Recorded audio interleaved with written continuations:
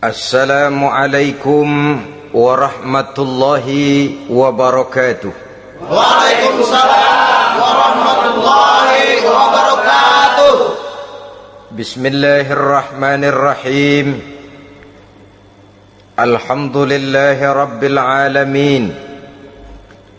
Wassalatu wassalamu ala ashrafil mursalin, imamil muttaqin, sayyidil ghurril muhajjalin, wa ala alihi wa ashabihil mujahidin at-tahirin, amma ba'du.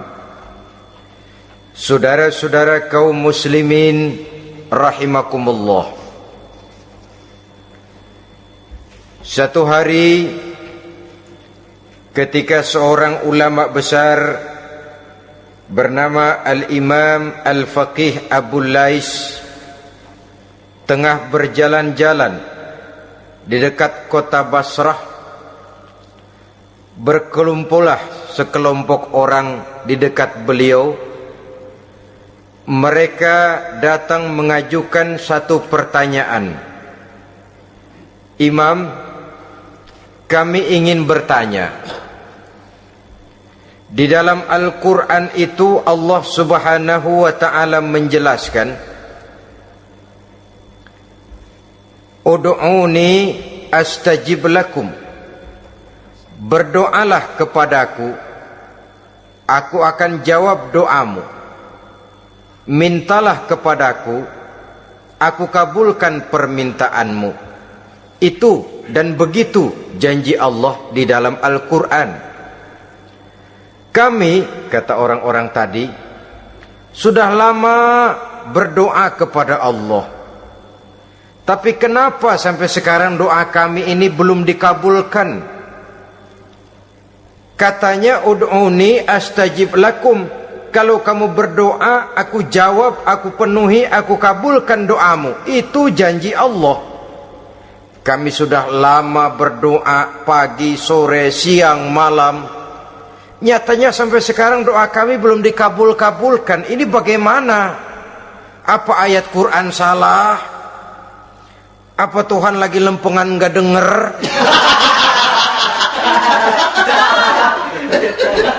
Apa doa kami yang terbalik? Kelihatannya sepele saja ini. Doa tidak didengar oleh Allah. Permohonan tidak dijawab, tidak dikabulkan oleh Allah. Tapi sebenarnya kalau kita mau merenung, kemalangan apa yang paling besar dalam kehidupan ini? Selain daripada kalau permohonan dan doa kita sudah tidak dihiraukan oleh Allah. Artinya hidup sudah tidak diopeni oleh Allah. Jangankan Allah, saudara-saudara, kita nggak diopeni sama mertua saja bingung. Ini mertua diem aja, kalau saya salah apa salahnya, kalau ada yang dikepengenin apa kepengenannya, boyak ngomong kenapa diem begitu. Ini tidak diopeni oleh Allah. Kemalangan apa yang lebih malang selain daripada kalau doa sudah tidak didengar oleh Allah? Itu sudah kemalangan yang paling malang, lebih malang dari kota Malang saya kira.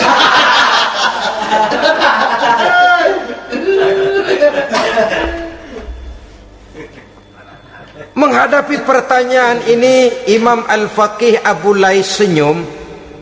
Lalu beliau berkata, tuan-tuan, tahu kenapa doa tuan-tuan tidak dijawab, permohonan tidak dikabulkan? Allah sudah tidak memperdulikan tuan-tuan ini.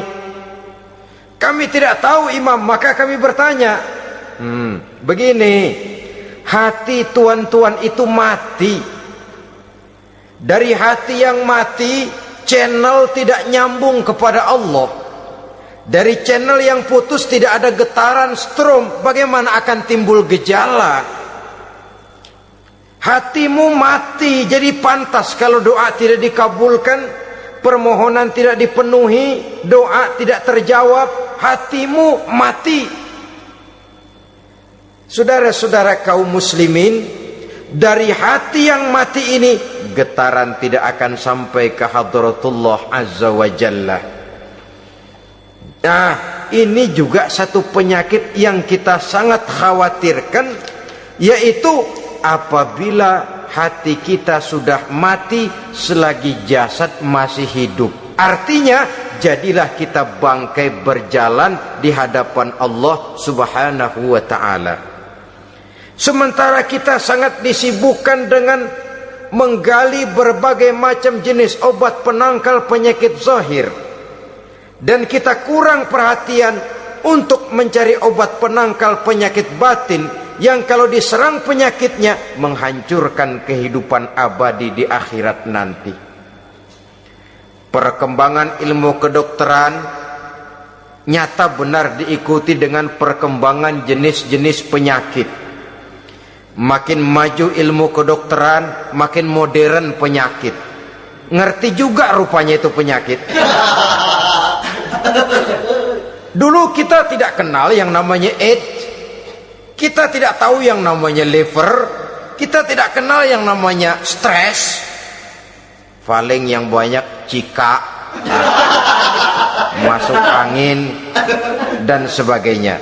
Tapi baiklah, penyakit-penyakit batin yang menyebabkan hati menjadi mati, dan dari hati yang mati doa tidak naik, tidak didengarkan oleh Allah subhanahu wa ta'ala. Nah, kata orang-orang tadi, yang menyebabkan hati kami mati ini apa, Imam? Beliau menjawab, pertama, araftumullaha wa lam tu'tuhu haqqahu. Yang menyebabkan hatimu jadi mati, pertama, kamu kenal benar kepada Allah, tapi haknya untuk disembah, kewajibanmu untuk menyembah, tidak pernah kamu laksanakan. Bagaimana Allah tidak akan jauh dari kita kalau kita tidak akan mengadakan pendekatan kepadanya? Dan pendekatan kepada Allah hanya bisa kita tempuh melalui jalur kegiatan ritual ibadah. Allah akan terlalu jauh apabila kita hanya membicarakannya lewat filsafat dan renungan yang mendalam. Tapi Allah akan dekat dan terasa hadir dalam hidup apabila kita dekati ia dengan pelaksanaan ibadah kepadanya. Kamu kenal Allah, tapi hakmu untuk menyembah, kewajibanmu untuk menyembah, haknya untuk disembah, tidak pernah kamu laksanakan. Kalau soal Allah kita kenal bukan main. Bahkan tidak hanya kita mengajarkan kenal juga kepada anak-anak kita. Kalau ditanya siapa pencipta matahari, bulan dan bintang, Allah. Siapa pencipta lautan, gunung, hutan belantara dan sungai-sungai? Allah. Siapa pencipta bumi, matahari dan sebagainya? Allah. Sembahyang apa enggak? Bagaimana nanti?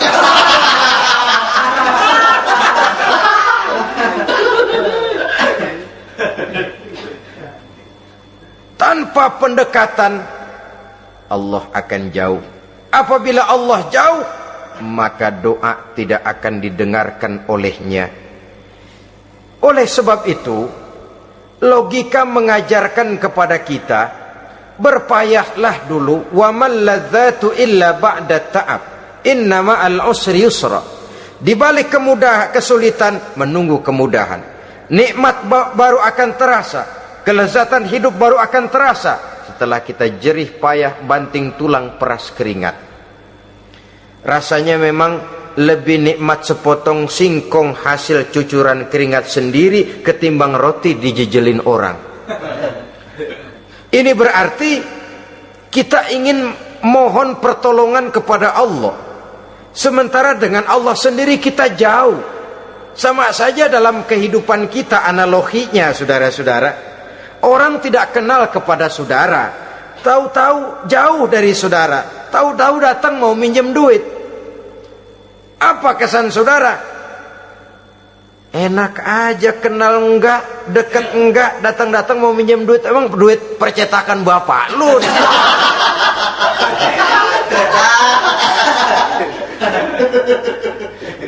Sedangkan yang kita kenal, sedangkan yang kita bertemu tiap hari, Sedangkan yang sering datang ke tempat kita, kalau satu saat dia pinjam duit, toh kita kadang-kadang masih mikir. Apalagi datang nggak pernah, berkunjung nggak pernah, ngobrol nggak pernah, apalagi kenal juga nggak pernah, datang-datang mau minta. Macam apa? Datang nemuin Tuhan setahun 2 kali, Idul Fitri doang sama Idul Adha. Doa cerewet banget, apa aja diminta.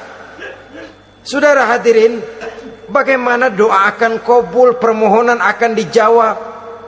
Jikalau kita jauh dari Allah, kita kenal Allah, haknya untuk disembah, kewajibannya untuk menyembah, tidak pernah kita laksanakan. Itu yang menyebabkan hati kita lalu menjadi mati.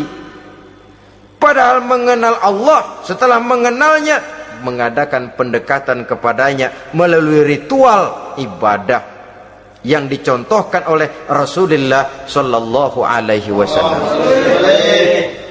Ini hal pertama yang menyebabkan hati jadi mati. Kamu terlalu kenal Allah tapi tidak pernah menyembah kepadanya. Sama aja orang kerja kagak, habis bulan mau minta gaji. Karena kita jitak kepalanya. Macam apa? Kerja enggak, tahu-tahu datang mau minta gaji. Kerja dulu yang baik, habis bulan baru enggak diminta pun memang sudah ada jatahnya. Ibadah dulu kita kepada Allah. Soal Allah memberikan karunia kepada kita, itu hak Allah. Apabila kita dekat dengannya, ibadah yang kita laksanakan benar, karunia itu akan datang kepada kita. Saudara-saudara, yang kedua yang menyebabkan hati jadi mati, qara'tumul Qur'an walam ta'malu bih. Kamu baca Al-Quran tapi ajarannya tidak pernah kamu amalkan. Kamu baca Quran tapi isinya kamu injak-injak. Sehingga ada peringatan dari Rasul Sallallahu Alaihi Wasallam. Beliau bersabda, "Iza azzamat ummatid dunya wa fi riwayatin dinaron wa dirhaman nuzi'at minha haibatul Islam.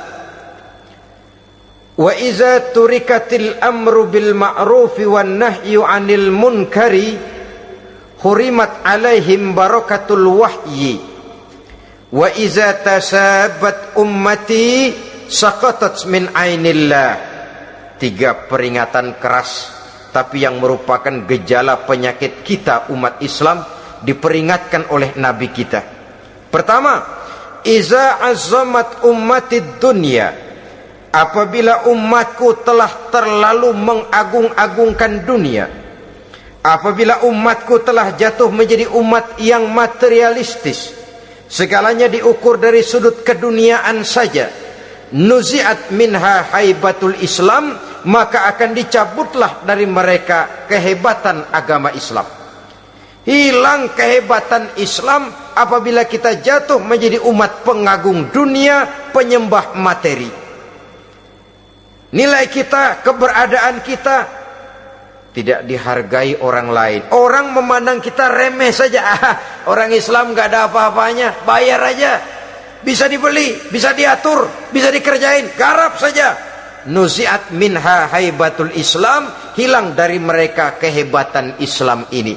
Kenapa? Mereka telah mengagungkan dunia dan menjadikannya sebagai tujuan. Padahal dunia cuma alat, materi cuma alat, harta cuma alat. Yang kedua, wa iza turikatil amru bil ma'rufi wan nahyu 'anil munkari hurimat 'alaihim barakatul wahyi. Apabila telah ditinggalkan amar ma'ruf dan nahi munkar, maka hilanglah keberkahan wahyu. Ini yang ada hubungannya dengan masalah kita. Kita baca Quran, kita tidak amalkan isinya. Bagaimana hati tidak jadi mati? Amar ma'ruf dan nahi munkar ditinggalkan orang, hilang keberkahan wahyu. Pada saat itu boleh jadi Quran ada, tapi cuma tinggal tulisan saja. Islam ada, cuma tinggal sekedar nama saja. Diseminarkan, disimposiumkan, dimuktamarkan, tapi tidak dijabarkan dalam kehidupan sehari-hari. Apabila amar ma'ruf dan nahi munkar telah ditinggalkan orang, hilang keberkahan Quran itu. Akibatnya apa? Apabila amar ma'ruf tidak lagi digalakkan orang, nahi munkar tidak dilaksanakan orang, lalu orang menilai sesuatu menurut seleranya sendiri. Mana yang ma'ruf, mana yang munkar, tidak ada lagi patokan utama. Kalau baik kata otaknya, dia kerjakan. Tidak baik menurut otaknya, dia tinggalkan. Agamanya adalah otak, berhalanya adalah akal. Akhirnya umat kehilangan pedoman. Tidak lagi jelas mana batas yang ma'ruf, mana batas yang munkar. Dalam kondisi sedemikian, akhirnya akan terjadi penjungkiran nilai. Paling celaka nantinya, yang ma'ruf malah dianggap munkar, yang munkar malah menjadi ma'ruf. Peringatan ketiga dari Nabi, wa iza tasabat ummati saqatat min ainillah. Apabila umatku sudah saling berbantahan, apabila umatku sudah saling caci memaki, saqatat min ainillah, jatuhlah mereka dalam pandangan Allah Subhanahu wa taala. Hilang wibawa umat yang sudah saling mencaci maki, saling menjatuhkan, saling gasak, gesek, gosok. Justru agama menganjurkan kita ini saling asah, asih, asuh. Kadang yang kita praktekkan, kita ini saling gasak. Yang kedua, saling gesek. Yang ketiga, saling gosok. Gasak, gesek, gosok. Kacau kita ini. Saling gasak, menjegal kawan seiring, menggunting dalam lipatan. Saling gosok, fitnah sana, fitnah sini. Saling gesek, sikut kiri, sikut kanan. Tidak peduli orang lain luka dan sebagainya. Yang penting dia bisa nangkring. Jatuh kita dalam pandangan Allah apabila umat sudah saling mencaci maki. Maka kita kembali kepada persoalan, hal kedua yang menyebabkan hati jadi mati, qara'tumul Qur'an walam ta'malu bih. Kita baca Al-Quran, tapi ajarannya nyaris tidak kita amalkan di dalam kehidupan kita. Akibatnya hati lalu jadi mati. Itu yang kedua. Yang ketiga, yang menyebabkan hati jadi mati dan doa tidak terjawab, idda'aitum annakum min ummati Muhammadin sallallahu alaihi wasallam walam ta'malu bisunnatihi. Kamu mengaku, kamu memproklamirkan diri sebagai umatnya Nabi Muhammad, tapi sunnahnya tidak pernah kamu amalkan. Malahan perkembangan paling akhir, bukan saja tidak mau mengamalkan sunnah, malah mengingkari sunnah. Inna lillahi wa inna ilaihi raji'un. Oh, Nabi Muhammad itu manusia biasa seperti kita. Sebagai manusia dia bisa salah. Dan ternyata hadis banyak yang palsu. Yang otentik cuma Quran. Selebihnya adalah sejarah. Tidak ada itu sunnah. Langsung saja kepada Quran. Oh, hadis itu bukan sumber hukum. Oh, tidak perlu mengamalkan sunnah. Saudara-saudara kaum muslimin, mengaku kita umat Nabi, tapi sunnahnya kita campakkan, tidak kita amalkan. Setelah tidak kita amalkan, kita campakkan. Setelah kita campakkan, kita ingkari pula. Inna lillahi wa inna ilaihi raji'un. Bagaimana hati tidak jadi mati? Kalau siang malam kita memproklamirkan diri sebagai umat Nabi Muhammad, sementara sunnahnya kita campakkan, kita abaikan, dan kita ingkari dia sunnah itu.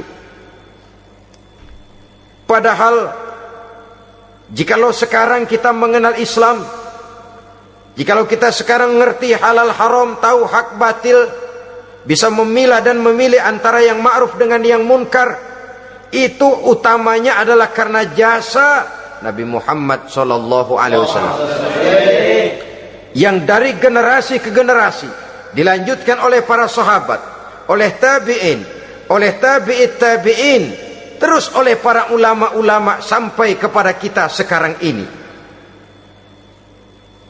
Walaupun beliau hanya berfungsi sebagai penyampai, tapi kepribadiannya dijadikan model oleh Allah Subhanahu wa taala di dalam kita melaksanakan kehidupan beragama.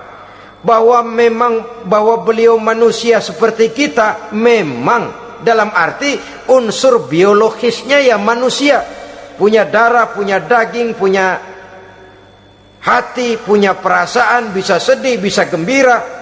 Tetapi beliau itu termasuk basyarun la kal basyar, manusia yang tidak seperti manusia pada umumnya, punya spesifik, dan itu wajar sebagai seorang rasul pilihan Allah, apalagi merupakan rasul pilihan dari sekian puluh pilihan. Bahwa jamrud itu batu memang, tapi nilainya kan berbeda dengan batu kolar. Satu truk batu kolar dengan barangkali segenggam batu jamrud, nilainya tentu jauh lebih mahal batu jamrud. Kalau soal batunya, sama batunya, tapi nilainya berbeda karena esensinya berbeda. Kita manusia, Nabi Muhammad juga manusia, sama manusianya memang, tapi kualitasnya, nilainya tentu jauh panggang daripada api. Itu sebabnya Allah menjadikan beliau sebagai model. Laqad kana lakum fi rasulillahi uswatun hasanah. Di dalam diri Rasul itu terdapat contoh teladan yang sangat baik bagi kita.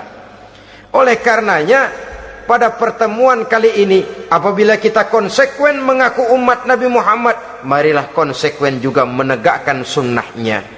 3. Yang keempat, yang menyebabkan hati jadi mati dan doa tidak terjawab, akaltum ni'mata rabbikum walam tashkurulah. Tiap hari kamu makan nikmat Tuhanmu, tapi kamu tidak pernah mau bersyukur kepadanya, kepada Allah Subhanahu wa ta'ala. Nikmat Tuhan kita doyan banget, tidak pernah sehari dan sesaat pun terlepas diri dan hidup ini dari nikmat-nikmat yang diberikan Allah. Sejak kita bangun tidur sampai tidur kembali, bahkan tidur itu sendiri, di pasar, di sawah, di kantor, dimanapun kita berada, nggak pernah nikmat Allah berhenti. Hidup kita dalam alam diberikan segala fasilitas untuk menunjang kehidupan. Nggak pernah Allah pasang pajak matahari, nggak pernah Allah pasang pajak gas udara. Nikmat-nikmat yang banyak itu tiap hari kita kecap, tiap hari kita nikmati, tapi kita tidak pandai bersyukur. Padahal Allah memberikan peringatan keras dalam hadis qudsinya, man lam yashkur ala na'mai wa lam yasbir ala balai falyakhruj min tahti samai wal yatlub rabban siwaya. Siapa yang tidak mau bersyukur terhadap nikmat yang aku berikan kepadanya dan tidak mau bersabar terhadap ujian yang aku berikan kepadanya, silahkan keluar saja dari kolong langit ini dan cari Tuhan selain aku. Diusir oleh Allah. Kalau orang tidak mau bersyukur terhadap nikmat yang aku berikan dan tidak mau bersabar terhadap ujian yang aku timpakan, keluar dari kolong langitku, keluar, cari Tuhan selain aku. Diusir. Lah yang ngusir Allah. Anak sekarang bilang mau ke Menong.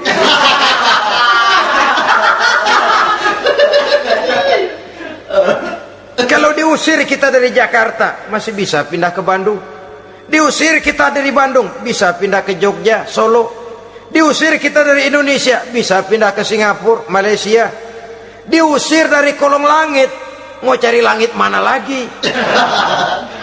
Kalau kau tidak mau mensyukuri nikmatku, tidak sabar terhadap ujian yang aku berikan kepadamu, keluar saja, keluar dari kolong langitku ini, cari Tuhan selain aku. Kalau istilah kita mah Tuhan, jengkel banget udah itu.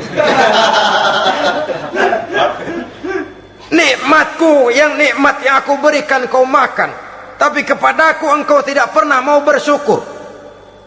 Saudara-saudara kaum muslimin rahimakumullah, wajar. Kita dulunya tidak ada, sekarang ada, nikmat. Susunan biologis manusiawi kita demikian cantik, nikmat. Tinggal di bumi, fasilitas yang kita perlukan disediakan, tinggal kemampuan kita mengelolanya, nikmat. Diberikan kita otak yang membedakan kita dengan binatang, nikmat. Diberikan kita agama, diutus para rasul untuk jadi model dalam kehidupan kita, nikmat. Kalau cara kita, emang kurang apa sih? Apa yang kurang, hai manusia? Engkau tidak ada, aku adakan. Kalau aku perintahkan kau tinggal di bulan, mungkin kau tidak akan sanggup hidup. Begitu lahir juga kelepek-kelepek habis. Ya nggak ada HO2 toh di bulan, mau ngisap apa? Aku tinggalkan kau, aku perintahkan tinggal di permukaan bumi. Alamnya indah, fasilitas serba menunjang. Nikmati semuanya, semuanya untuk kamu, semuanya. Satu pintaku, syukuri nikmat yang aku berikan kepadamu. Ya bukan cuma syukur dalam ucapan, syukur dalam perbuatan. Banyak nikmat yang diterima, makin banyak dia sujud, makin banyak dia ruku, makin banyak dia mengadakan pendekatan kepada Allah. Syukur dalam artian berupa tindakan dan perbuatan, mempergunakan nikmat sesuai dengan kehendak yang memberikan nikmat itu sendiri kepada kita. Saudara-saudara kaum muslimin rahimakumullah, ini penyakit yang keempat. Kamu makan nikmat Tuhanmu, tapi kamu tidak pernah pandai bersyukur kepadanya, mensyukuri nikmat yang diberikan tadi. Bagaimana hati tidak jadi mati? Kita sibuk mempersolek jasmani, mencari obat penangkal penyakit zahir. Maka yang ramai di zaman sekarang, saudara lihat, salon, fitness, senam, macam-macam jenis. Tidak ada salahnya dan tidak ada jeleknya. Tapi kalau itu sampai melupakan kita kepada memperindah batin, memperbaiki jiwa, artinya bukankah kita perlahan tapi mempersiapkan diri menjadi bangkai berjalan di hadapan Allah? Dengan operasi plastik, yang pesek jadi mancung, yang sipit jadi belok, kulit keriput jadi kencang, pipi terlalu cekung bisa diatur. Saudara-saudara, tapi kalau hati yang rusak, jiwa yang rusak, kemana lagi kita akan berobat kalau bukan kepada agama? Maka hati itu jadi mati apabila kita selalu memakan nikmat Allah dan tidak pandai mensyukuri nikmat itu. Dari hati yang mati tidak akan ada getarannya.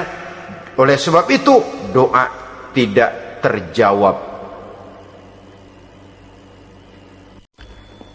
Selanjutnya, yang menyebabkan doa tak terjawab dari sebab matinya hati, qultum annal mauta haqqun wa lam tasta'iddu lahu. Kamu berkata, kamu yakin bahwa mati adalah sesuatu yang benar, tapi kamu tidak pernah punya persiapan untuk mati. Padahal menurut logika, orang yang akan bepergian jauh tentu dia harus mempunyai bekal yang cukup. Semakin jauh jarak perjalanan yang akan ditempuhnya, semakin banyak perbekalan yang harus dibawanya. Dahulu, seketika beberapa jamaah dari Yaman akan melaksanakan ibadah haji dengan nekat. Mereka berprinsip, pokoknya kan berangkat haji jadi tamunya Allah, nanti Allah yang akan ngelayanin. Mereka nekat, modal badan doang berangkat. Diadukan kepada baginda Rasul, lalu turun peringatan dari Allah, wa tazawwadu fa inna khairaz zadi taqwa. Jangan begitu, bawa bekal. Sesungguhnya bekal yang paling baik adalah takwa. Bawa berangkat dengan bekal takwa itu bekal yang paling utama. Tapi bekal-bekal yang lain pun jangan diabaikan. Kalau kita akan berangkat untuk tujuan yang baik, bekal yang paling utama memang takwa. Tapi tidak berarti harus mengabaikan bekal-bekal yang lain. Begitulah, semakin jauh perjalanan yang akan kita tempuh, semakin banyak bekal yang harus kita hadapi. Kalau saudara mau pergi ke Surabaya, tidak membawa bekal kemudian berani berangkat, rasanya sih saya pikir itu bukan berani, nekat namanya. Sama saja orang belum pernah sembahyang mati, nekat tuh orang, berani amat. Belum berbuat kebaikan barang sedikit pun sudah mati, nekat namanya itu. Sama saja tadi, nggak bawa bekal apa-apa berangkat ke Surabaya. Sampai Surabaya belum tentu, sengsara udah jelas. Belum punya bekal yang baik sudah mati. Sampai ke surga belum tentu. Tapi kebelangsak dan sengsara, rasa-rasanya pasti itu. Oleh karena itu, kalau kita yakin mati sesuatu yang benar, sesuatu yang pasti datang menimpa, maka hendaklah kita mempersiapkan bekal. Kemudian idda'aitumun najata minan nar wa ramaitum fiha anfusakum. Kamu memproklamirkan diri ingin selamat dari neraka, tapi kamu lemparkan dirimu ke dalam neraka.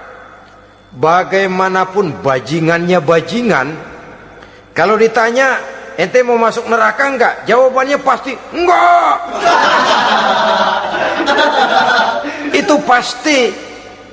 Perbuatannya sendiri yang melemparkan dirinya ke dalam neraka, membiarkan dirinya berlarut-larut, bertimbun-timbun dalam dosa dan kesalahan, dan tidak akan ada niatan untuk memperbaiki diri.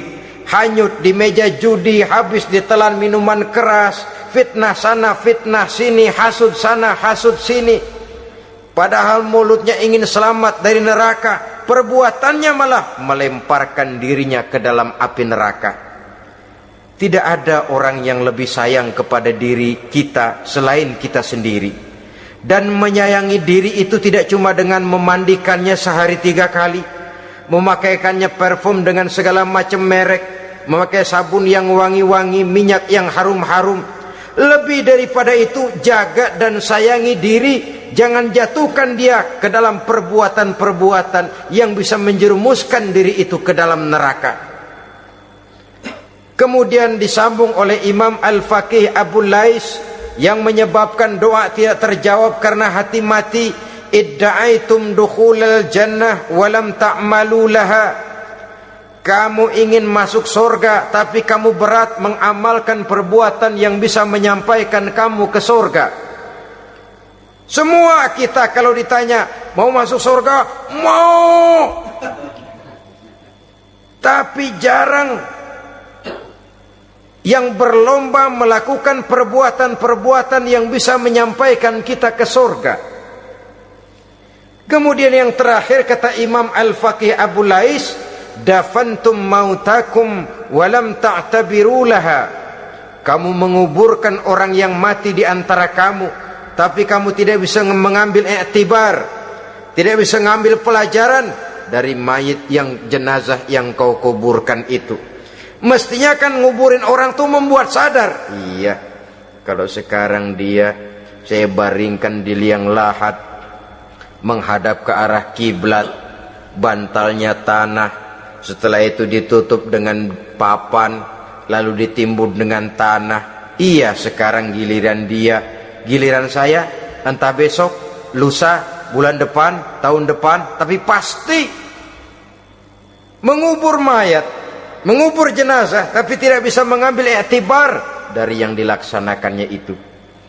Ini merupakan penyakit-penyakit batin yang merupakan handicap, yang menimbulkan jarak antara kita dengan Allah Subhanahu wa ta'ala. Pantas kalau itu semua ada pada diri kita, hati jadi mati. dari hati yang mati, doa tidak akan tembus. Kita tidak lagi akan diperdulikan oleh Allah Subhanahu wa ta'ala. Dan itu sekali lagi kemalangan yang terbesar dalam kehidupan kita. Bagaimana jalan keluarnya? Pertama, memperbaiki batin kita, menyelamatkan diri daripada penyakit-penyakit yang bisa mematikan hati seperti yang sudah saya sebutkan tadi. Yang kedua, berdoa dengan adab, sehingga tata cara di dalam kita bermohon kepada Allah Subhanahu wa ta'ala dibicarakan secara khusus oleh Al-Imamul Ghazali dalam kitab Ihya beliau yang disebut adabud doa. Adab di dalam kita melaksanakan doa kepada Allah Subhanahu wa ta'ala. Setelah batin ini bersih dari penyakit-penyakit hati yang bisa menyebabkan hati jadi mati, berdoalah kita kepada Allah. Bagaimana adabnya? Kata Imamul Ghazali rahimahullah, yang pertama, hendaklah ia di dalam berdoa itu memilih waktu yang mulia. Minal awqatis syarifah, kata beliau, memilih waktu-waktu yang punya nilai mulia. Ramadan dalam satu tahun, Jumat dalam tiap minggu, sepertiga malam yang akhir pada setiap hari. Waktu-waktu yang punya nilai mulia. Walaupun misalnya saudara berdoa pada hari Kamis, tidak ada halangannya Allah mau kabulkan. Ini tidak berarti bahwa kalau sudah berdoa hari Jumat lalu hari Kamis tidak mau berdoa, tidak. Lebih memilih mengintai waktu-waktu yang punya nilai mulia. Lailatul Qadar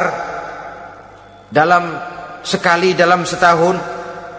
Waktu-waktu yang punya nilai mulia. Logikanya begini, saudara-saudara. Kalau kita datang ke rumah seseorang, tujuan utama kita minjem duit, yang paling pertama kita perhitungkan tanggal berapa nih? Kan itu toh, tanggal berapa? Kalau tanggal 20 atuh minjem duit, orang lagi ngap-ngapan, boro-boro dia bisa minjemin, dia sendiri mungkin lagi pusing. Kita lebih dulu kita amatin tanggal berapa nih, yang enak sore apa siang, jam 2. Jam 2 dia baru pulang dari kantor, tapi giliran tidur. Kalau dia tidur dibangunin, datang mau minjem duit, kagak dimaki-maki sudah kebagusan deh. Kan kita lihat waktunya, timingnya, kata orang sekarang. Tanggal berapa, sore apa malam, apalagi gulam apa terang bulan. Itu semua sudah kita atur sedemikian rupa, memilih waktu. Yang kedua, kata Imamul Ghazali, keadaan, memilih keadaan yang istimewa.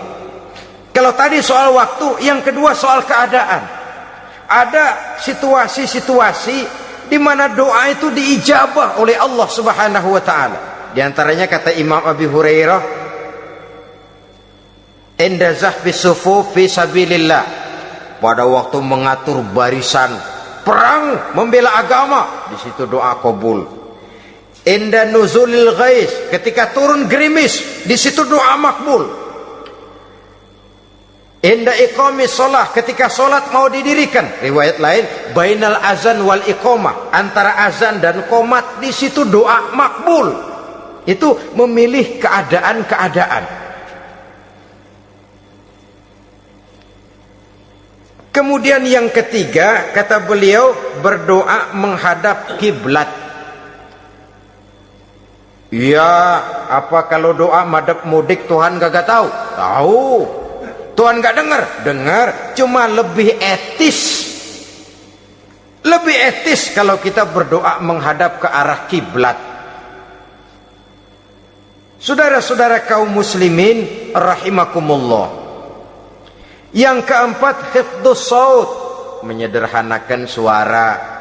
Tidak terlalu keras, juga tidak terdengar orang lain, apalagi kalau doa kita diaminkan oleh orang lain.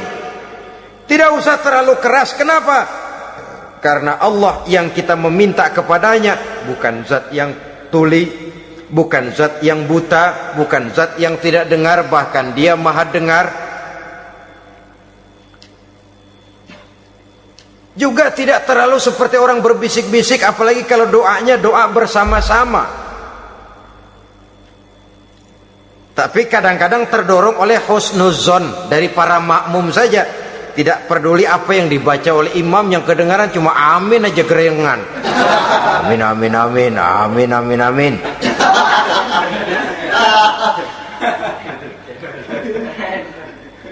Juga tidak terlalu keras, seperti orang berdoa, seperti orang pidato.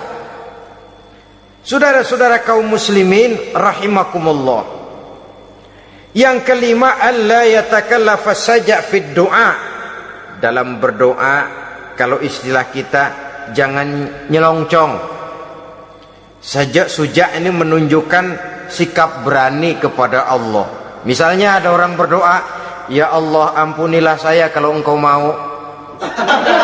Kalau Allah mau. Kasihanilah saya ya Allah kalau engkau mau. Itu doa orang songong. Atau sama saja, ya Allah berilah saya rezeki dikit aja. Emang kenapa pakai begitu?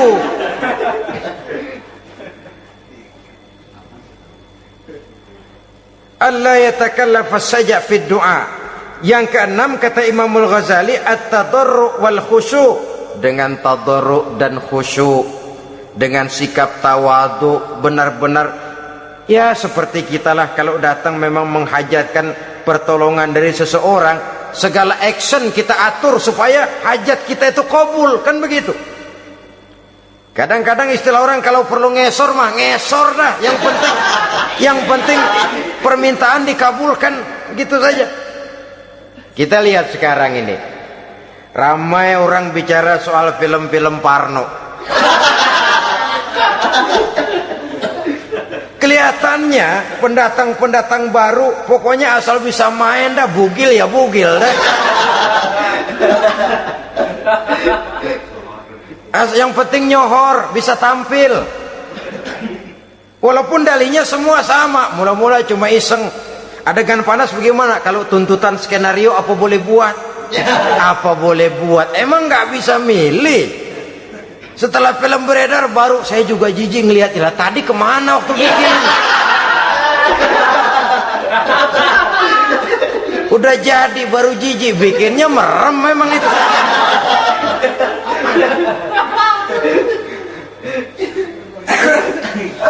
Tapi ada satu analogi, asal bisa main, asal bisa tampil di layar, apa saja jadi taruhan sudah. Bugil ya bugil dah, nggak soal dah, pokoknya bisa main, tampil, nyohor, masuk koran.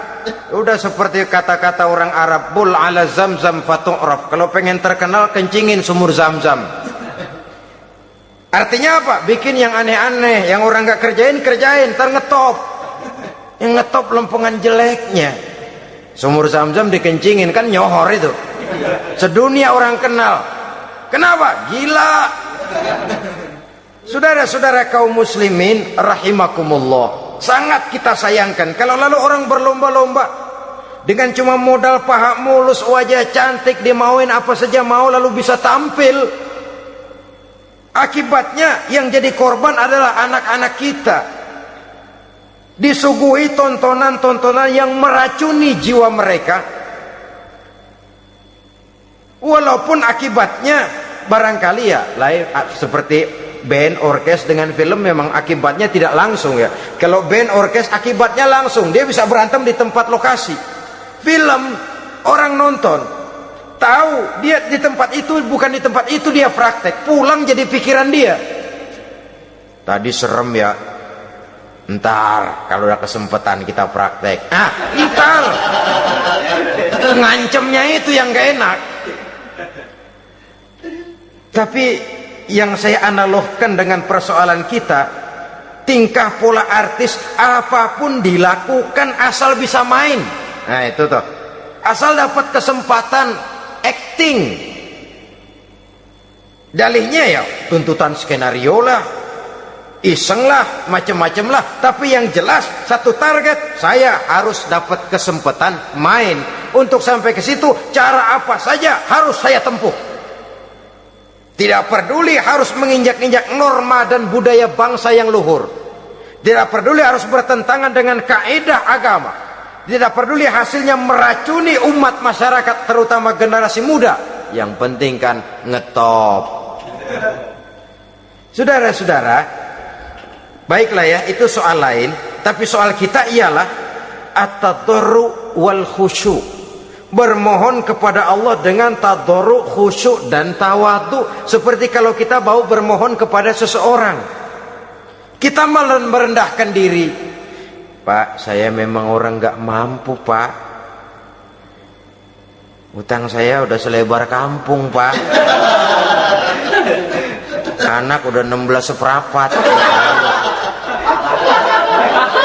Apa saja kita meratap, menghibah, mengeluh, merintih, ujungnya kan yang penting gue minjem duit dapat dah gitu.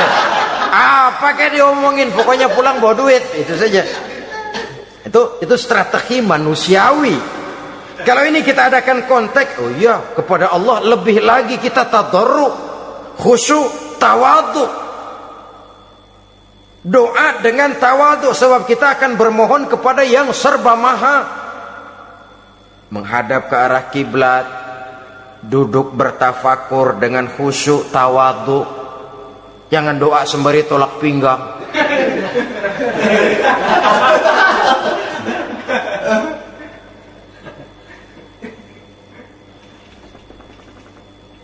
Yang ketujuh, kata Imamul Ghazali, ayyujzimad du'a wa yuqina bil ijabah. Hendaknya dia menjazamkan doanya itu dan yakin bahwa doanya akan dikabulkan oleh Allah. Sebab kata Nabi, innallaha la yaqbalu du'aan min qalbin ghafilin lahin. Allah subhanahu wa ta'ala tidak akan menerima doa dari hati yang lalai dan main-main. Doa ke orang ugah-ugahan.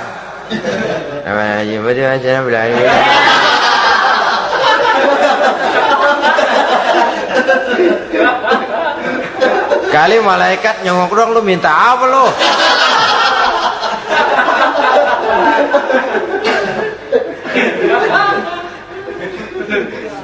Seperti tadi itu, kita datang mau minjem duit sama orang, ngomongnya ogah-ogahan.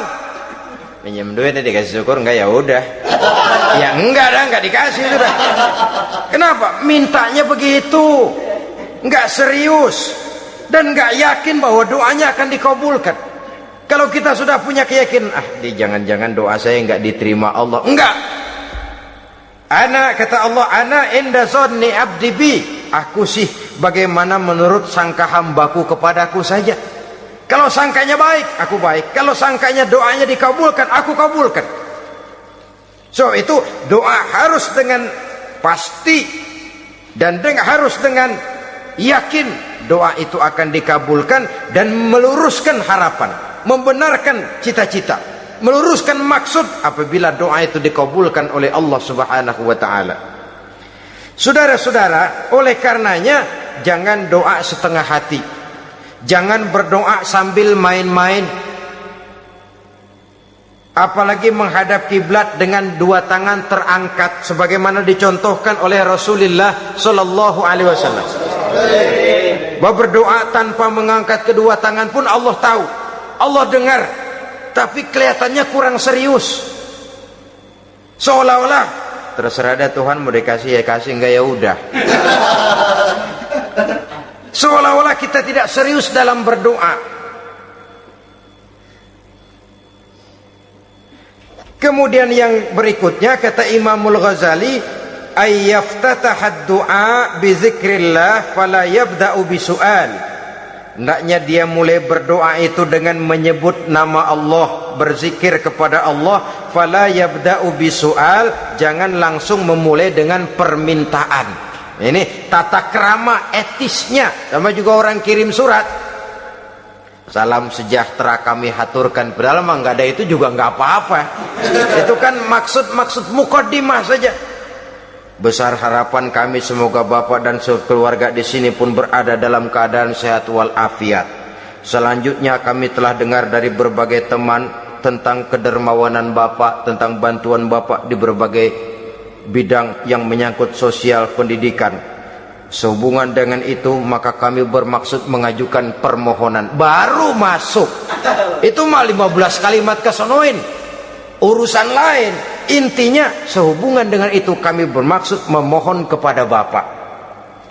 Kita mulai. Salam sejahtera kami haturkan, bersama ini pula kami macam-macam lah.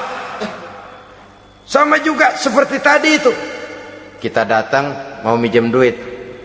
Datang karena kita tahu datang habis bulan. Malam terang bulan. Udaranya sejuk. Ngobrol lah kita. Dapat teh. Apa kabar Pak? Baik. Aduh Bapak sih untung dah Pak. Kayak pemurah lagi. Saya tahu Bapak banyak nyumbang di mana-mana. Di Angon aja tuh orang di Angon.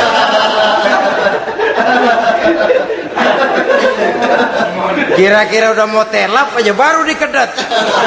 Ngomong-ngomong Pak. Nah, mulai nih kalau udah ngomong dah tuh mulain. Baru masuk. Jadi etisnya berdoa itu dimulai dengan zikrullah. Karena itu umumnya dimulai dengan Alhamdulillahi Rabbil Alamin. Kita puji dulu Allah. Alhamdulillahi Rabbil Alamin. Hamdan yuwafi ni'amahu wa yukafi'u mazidah. Kita puji dulu Allah. Seperti orang tadilah. Kita puji dulu kebaikannya. Walaupun pada akhirnya kita minjem duitnya. Ya, sebenarnya Allah nggak perlu dipuji toh. Dipuji atau tidak Allah tetap termulia. Ini etis manusia. Allah tidak berharap untuk dipuji oleh manusia. Allah tidak untung seluruh alam memujinya. Manusia mau memuji atau tidak itu urusan manusia sendiri. Allah tidak minta untuk dipuji.